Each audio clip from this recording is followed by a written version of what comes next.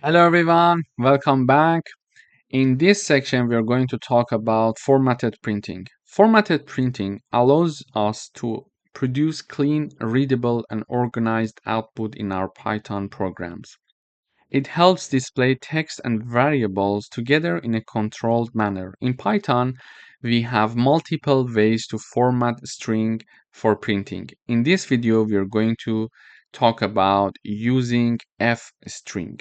So fstring is the easiest way to format strings. We embed variables and expressions inside curly braces within a f string prefix with f. Let me illustrate it with an example. Here I'm having a string Alice, I'm having one integer 25. Previously we learned that we are going to print the message to the user like this. So in quotes I'm having my name is, then a comma, then I put the name of the variable which is name, and then comma, again quotes, and I am, then comma, the name of my variable which is age, then comma, and then quotes here, years old. So when I run this code, it is going to show me this message. My name is Alice and I am 25 years old.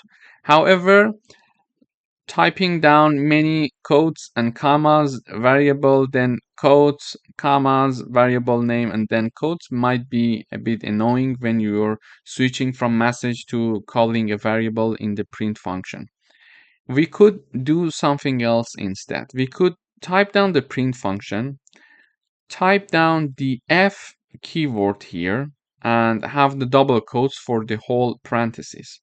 Whenever we want to mention a variable to be printed, in curly braces we type down the name of the variable here. So as you see, I'm having the message my name is, and in curly braces I'm, instead of having comma, name of variable, comma, in curly braces I'm having the name of my variable which is name in this case, then I am the rest of my message, then in curly braces I'm having the age and then years old. So when I run this code, it has the same output as this one. Okay, both of them are the same, but this way is more convenient, as you see here. So f strings method is very useful if we want to switch, for example, between quotes and variables. We don't need to switch anymore, because what I mean by switch is like I'm having my double quotes here, for example. Let me type down this.